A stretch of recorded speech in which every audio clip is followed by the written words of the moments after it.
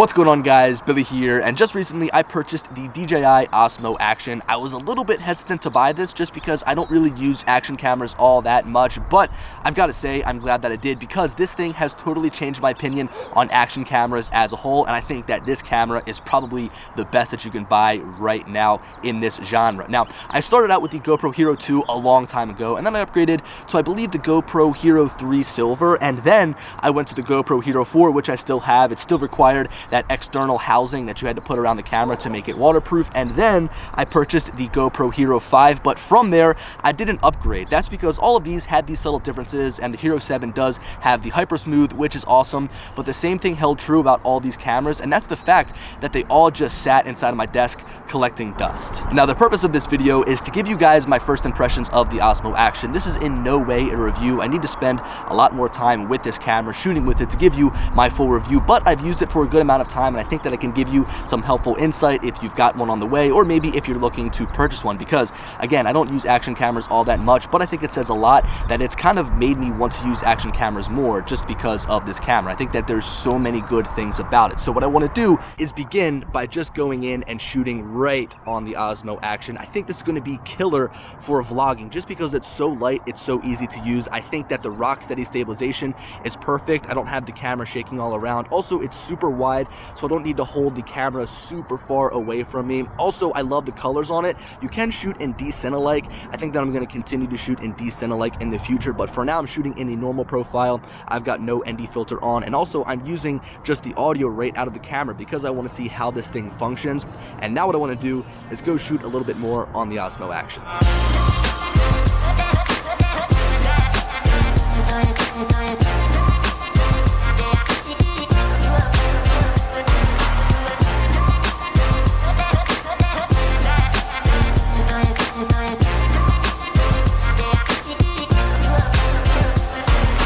You know, I haven't had that much fun filming a video in a while. Yes, I know it was on the shorter side. Yes, I know it was just a dumb video of me riding around on my boosted board. It wasn't a crazy cinematic video like I tried to upload with my drone footage, but I had a ton of fun shooting with this small camera. Just being able to get all the different angles I did, looking at the smooth footage after the fact. And again, remember, this just fits inside of my pocket. It really was a blast. Now, I think that this fits into the category of the Osmo Pocket. Obviously, they're around the same price. They're around the same size. They've got the same camera specs. And with that said, I'm not going to try to make this something that it isn't. I know a lot of people tried to upload these videos about the best cinematic settings for the Osmo Pocket, but I looked at it differently. I looked at it as something that someone will buy to capture their everyday life or capture everyday events that are going on in a really good way because it's stable. And I think that this does the same, except the niche for this is that you can mount it. It's a mountable action camera. And with that said, I think it's going to be perfect for consumers, and I think that DJI over-delivered. Now, that's not to say that you can't use this device to shoot some buttery smooth cinematic shots. It's just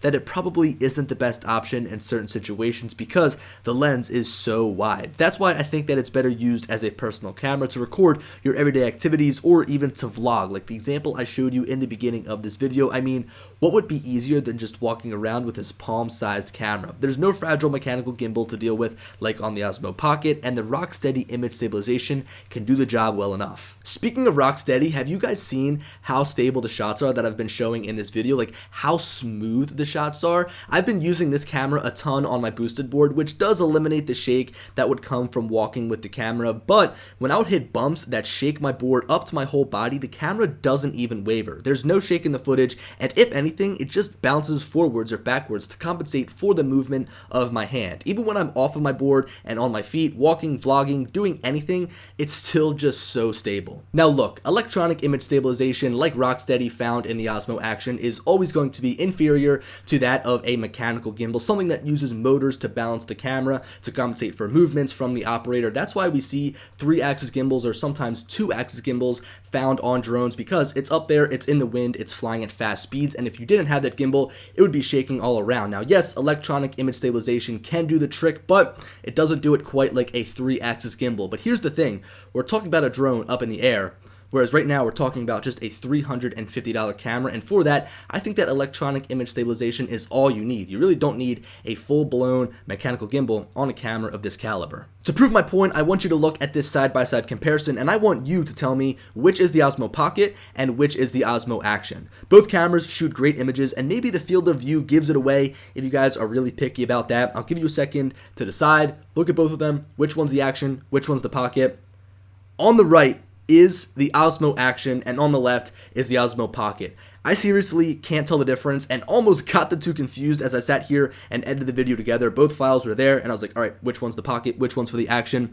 But now that I've told you which is which, you might be able to tell the video from the Osmo Action tends to bounce just a little bit more, but again, it's something that I barely notice, and I'd probably take the Osmo Action over the Osmo Pocket. Regardless, the video stabilization in the Osmo Action is incredible. I'd go as far as saying it's perfect, although I'm one of those people that thinks that nothing is perfect and there's always room for improvement, so I can't call it perfect, as I know that DJI in a couple of years will probably come out with another one of these and have Rocksteady 2.0 in there. It's going to do something crazy. Now, I know that everybody uses these cameras for video. I really don't know of anybody that purchased an action camera to shoot photos, but I tried.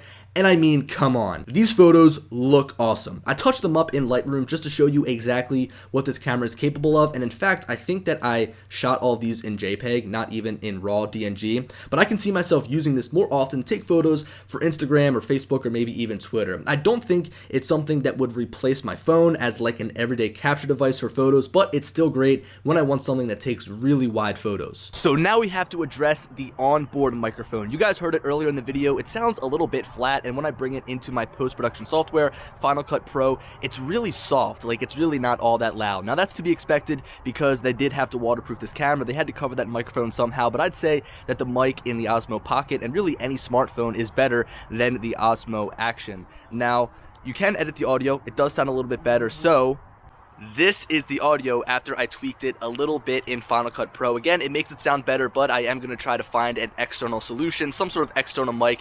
Now, there is one cool thing I found out about the Osmo Action. Right now, I am on my boosted board. I've been shooting a ton on this thing with the Osmo Action, and if we start moving here, and we quickly get up to the full speed, even though there's a ton of wind, you're able to still hear me. So they had to do some sort of reduction in the software to make this happen, and I'm pretty impressed. Now, just to give you guys a quick tip, make sure if you are just holding the camera itself and you're trying to vlog, you don't block the microphone hole here on the side or the one on the top. I'd say the best way to vlog is to get a little handle to not only prevent covering that mic, but also to make it a lot more comfortable to hold. Now, as I've sat here and basically said nothing but good things about the Osmo Action, there's one thing that's like a fatal flaw, but don't worry, it's not something that's going to stick around forever, at least I hope. I think it's something that can be fixed with a firmware update, and that's the fact that the screen on the back lags when you're filming a video. So for example, I'm going to hold this looking straight down on my table, and as I slide my hand across, you notice that there is about maybe a half-second lag on the screen, and the same thing goes for the front screen. The same thing goes for when you're using it in the app. I understand with the app that there's going to be a little bit of a lag as it's transmitting a signal wirelessly, but there is no excuse for having a lag on the screen itself. It makes framing up an initial shot so hard. It honestly is probably one of the biggest annoyances about the Osmo Action. Again, I hope this is something that can be fixed in a firmware update, because if not, it's going to have a lot of people really upset for a long time. So the camera inside of this Action camera is great. It shoots incredible video. The images are very crisp. The colors are a little bit more on the flat side, which is nice because it gives you room to color grade. I haven't even shot in D-Cinelike yet. I'm kind of getting my feet wet with the camera, and the normal profile again is a little bit flatter, but it's a ton of fun to color grade. The stabilization is incredible. It's A1. Again, remember, I kind of said it makes this thing perfect. I would say the microphone is and the photos it takes are amazing. Now, as a camera, again, it's great, but what I want to do is go around the whole entire body, talk about the build, the specs, as well as some other important information you need to know about the Osmo Action. Now, if you've ever used an action camera, or even looked at one for that matter, then the Osmo Action's shape will be incredibly familiar. GoPro has been rocking the same general design for years, and DJI had no problem improving on it. The biggest difference we have here is the screen on the front, which GoPro technically did have on their Hero camera, but the front panel only shows general information like battery life, the mode, etc, etc. Now on the Osmo Action, the 1.4-inch front LCD screen shows your battery life, storage capacity left, shooting mode, recording resolution,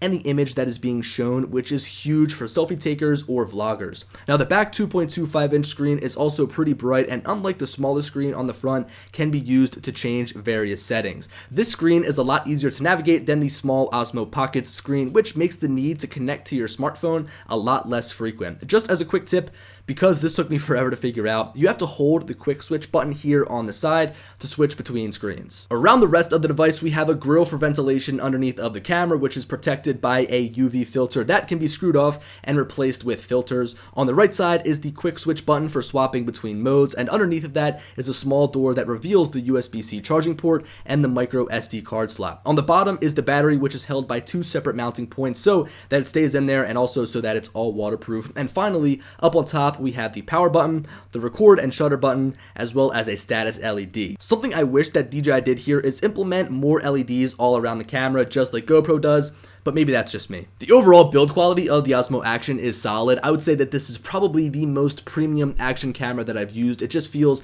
the heaviest. It feels like it's dense. It feels like it's very rugged. Of course, all action cameras are made this way because they're put in situations where they've got to be rugged, but I just feel like this one is made better than something like a GoPro. Now, the one thing I love about the GoPro is like the silicone rough texture on the outside. This allows you to hold it better. It's not going to fall out of your hand, whereas this feels a little bit more slippery. And of course, the design of both of these action cameras is timeless. I think that this camera design is here to stay. It really is just perfect. Now, I wanted to discuss a little bit about the software, but there's not much to say. I mean, the navigation menus through the Osmo Action really are easy to use.